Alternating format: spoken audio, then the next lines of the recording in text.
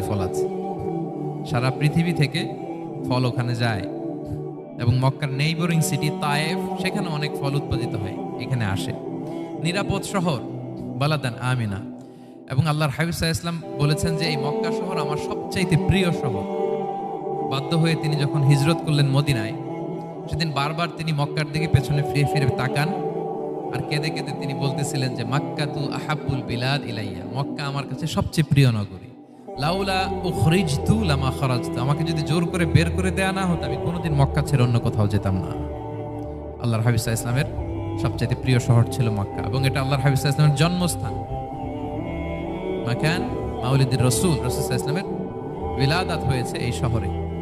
এবং এই শহরকে আল্লাহ বলেছেন মাসাবাতান লিন্নাসি ওয়া আমনা, মানুষের মিলনস্থল, কেন্দ্রস্থল। সারা পৃথিবী থেকে মানুষ ওখানে যায়। আপনি যে রমাদানে যদি মক্কায় যান, আল্লাহু আকবার, লক্ষ লক্ষ উমরা পালনকারী সেখানে, ইউরোপ থেকে, আফ্রিকা থেকে, অস্ট্রেলিয়া থেকে, এশিয়া থেকে, সারা পৃথিবীর মানুষের মিলনস্থল। ওখানে গেলে আপনি দেখবেন মাসাবাতান লিন্নাসি ওয়া আমনা, নিরাপদ জায়গা এবং মানুষের মিলনস্থল। এটা এখানে এমন মসজিদ আল্লাহ রেখেছেন কাবা ঘরের চারদিকে, এটাকে বলা হয় মসজিদুল হারাম, যে মসজিদে 1 রাকাত সালাত পড়লে 1 লক্ষ রাকাতের সওয়াব হয়। আল্লাহর ঘরকে কেন্দ্র করে তাওয়াফের নির্দেশ দেওয়া হয়েছে। ওয়ালিয়াত তাওয়াফু বিল বাইতিল আতিক, পৃথিবীর কোনো ঘরকে তাওয়াফ করা যায় না, কোনো ঘরকে, এই একটা মাত্র ঘর যেটাকে এর চারদিকে এরকম তাওয়াফ করা যায়।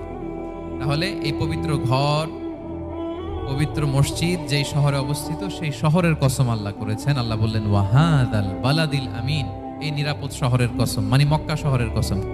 আমরা আপাত দৃষ্টিতে আমাদের কাছে মনে হচ্ছে দুইটা ফলের কসম, একটা পাহাড়ের কসম, একটা নগরীর কসম। আসলে বেসিকলি আল্লাহ তাআলা এই 4টা শপথ দিয়ে 3 নবীর জন্মস্থান, 3 নবীর নবুয়তের কসম করেছেন। কিভাবে সেটা আমি মিলিয়ে দিই। এই যে প্রথমে যে আল্লাহ বলেছেন ওয়াত্তিনি ওয়া জাইতুন, 3 এবং জাইতুনের কসম। পৃথিবীতে সবচেয়ে বেশি 3 এবং জাইতুন কোথায় উৎপন্ন হয় জানেন? ফিলিস্তিনে। কোথায়? শাম দেশে, যেটা হাদিসের পরিভাষায় বলা হয় শাম, বর্তমান ফিলিস্তিন এবং সিরিয়া মিলে। 3 জাইতুন দিয়ে বেসিকলি আল্লাহ তাআলা ফিলিস্তিনের শপথ করেছেন, শাম দেশের শপথ, যেখানকার বেথলহামে ঈসা আলাইহিস সালাম, জেসাস ক্রাইস্ট, তিনি জন্মগ্রহণ করেছেন। ঈসা আলাইহিস সালামের জন্মস্থান। তাহলে 3 জাইতুনের শপথের মাধ্যমে মূলত আল্লাহ তাআলা ঈসা আলাইহিস সালামের জন্মস্থানের শপথ করেছেন, কারণ সেখান থেকে ওহী বিচ্ছুরিত হয়েছে, ওনার কাছে ইনজিল নাজিল হয়েছিল। এবং এই শামের মর্যাদার ব্যাপারে অনেক কথা আল্লাহর হাবিব সাল্লাল্লাহু আলাইহি ওয়াসাল্লাম তিনি বলেছেন। আল্লাহ রাসূল সাল্লাল্লাহু আলাইহি ওয়াসাল্লাম যখন মেরাজে যান, তখন মক্কা থেকে এই শাম দেশে ফিলিস্তিনের বাইতুল মাকদাসে রাসূল সাল্লাল্লাহু আলাইহি ওয়াসাল্লামকে নিয়ে যাওয়া হয়েছিল। এবং রাসূল সাল্লাল্লাহু আলাইহি ওয়াসাল্লাম প্রায় বলতেন তুবা আলি শাম, শামের জন্য বরকত, কেননা ফেরেশতারা তাদের রহমতের পাখা শাম দেশের উপর বিছিয়ে রেখেছে। এবং তিনি বলতেন ফিতনার সময় আলাইকুম বিশাম, তোমরা শামে যেও, শামে থেকো। এবং তিনি দোয়া করেছেন আল্লাহুম্মা বারিক লানা ফি শামিনা, আল্লাহ তুমি আমার শামে, শাম অঞ্চলে আল্লাহ তুমি বরকত দিও। এবং হাদিসে এসেছে এই শামই হচ্ছে আরদুল মাহশার, এখানেই হাসর হবে। শাম অঞ্চলকে বিস্তীর্ণ করে এখানেই ময়দানুল মাহশার আল্লাহ তাআলা কায়েম করবেন, হাসরের ময়দান এখানেই হবে।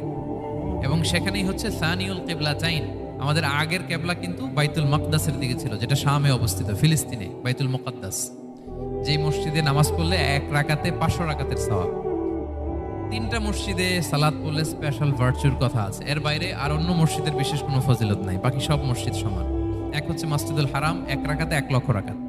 2 নম্বর মসজিদে নববী, 1 রাকাতে 1000 রাকাতের সওয়াব, আর একটা দুর্বল বর্ণনায় 50,000 রাকাতের সওয়াব। 3 নম্বরে এই মসজিদুল আকসা, 1 রাকাতে 500 রাকাতের সওয়াব। এই 3 মসজিদে যেন আমরা যে সালাত আদায় করতে পারি, আল্লাহ তুমি তৌফিক দান করো। 2 মসজিদে তো একেবারেই সহজ যাওয়া, মক্কা মদিনাতে। বাইতুল মাকদাসের জন্য আমরা যেতে পারি, আল্লাহ তুমি সেই পরিস্থিতি আমাদের জন্য তৈরি করে দাও। এই বাইতুল মাকদাসের দিকে রাসূল সাল্লাল্লাহু আলাইহি ওয়াসাল্লাম টানা 14 বছর নামাজ পড়েছেন। 14 বছর।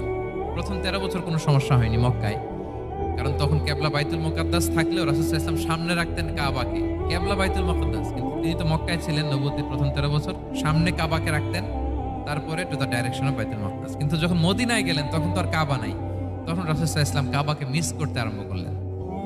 আর প্রায় আল্লাহর কাছে কামনা করতেন আমার বংশের গোড়া ইব্রাহিম আলাইহিস সালামের রুট, যেখানে আমার জন্মস্থান, সেই কাবার দিকে যদি আবার কিবলাটা ফিরিয়ে দেয়া হতো। কদ নারা তাকাল্লুবা ওয়াজহিকা ফিস সামা ফালানুওয়াল্লিয়ান্নাকা কিবলাতান তারদাহা, আল্লাহ আয়াত নাযিল করলেন, নবী আপনি আকাশের দিকে তাকিয়ে কি ভাবেন আমি বুঝি, আপনি চান কেবলা যেন আমি মক্কার দিকে ঘুরিয়ে দিই, আল্লাহ তাআলা ঘুরিয়ে দিলেন। আল্লাহ বলেন ফাওয়াল্লি ওয়াজহাকা শাতরাল মসজিদিল হারাম, এখন থেকে মসজিদুল হারামের দিকে আপনি টু দ্য ডাইরেকশন অফ কেবলা নামাজ পড়বেন। কেবলা চেঞ্জ হয়ে গেল।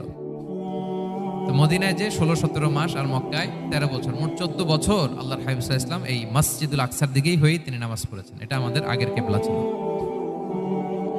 এবং শেষে কিয়ামতের আগে যে মালহামার যুদ্ধ হবে, তখন রাসূল সাল্লাল্লাহু আলাইহি ওয়াসাল্লাম বলেছেন মালহামার যুদ্ধের সময় মুসলমানদের ফুস্তাদ বা তাবু হবে, শিবির হবে এই ফিলিস্তিনের দামেস্কের পাশে আল গৌতা নামে এক জায়গা আছে, ওই গৌতাতে। এবং ঈসা আলাইহিস সালাম এসে যে দাজ্জালকে হত্যা করবেন সেটাও ওই শামে। ফিলিস্তিনের বাবুল লুদ এখনো একটা জায়গা আছে, ওই জায়গাটার নাম এখনো বাবুল লুদ, ওখানে তিনি দাজ্জালকে হত্যা করবেন। এবং সেখানে একটা সাদা মিনারা আছে, ফেরেশতার পাখায় ভর করে ঈসা আলাইহিস সালাম তখন সেখানে নেমে আসবেন।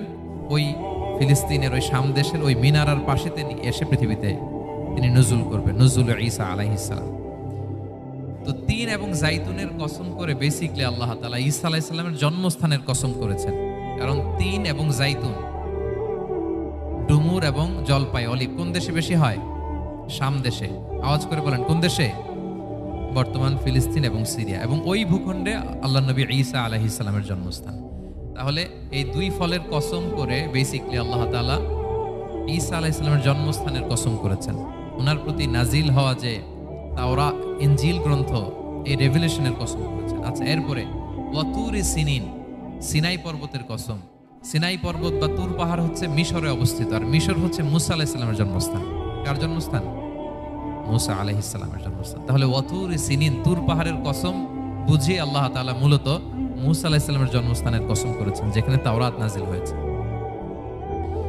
এরপরে ওয়াহাদাল বালাদিল আমিন, এ নিরাপদ শহর বলে আল্লাহ তাআলা মক্কা শহরকে বুঝিয়েছেন। আর মক্কা কার জন্মস্থান বলেন তো? মুহাম্মদুর রাসূলুল্লাহ সাল্লাল্লাহু আলাইহি ওয়াসাল্লাম, সাইয়্যিদুল মুরসালিন, খাতামুন নবিয়্যিন, রাহমাতাল লিল আলামিন, হাবিবুল্লাহ মুহাম্মদুর রাসূলুল্লাহ সাল্লাল্লাহু আলাইহি ওয়াসাল্লামের জন্মস্থান।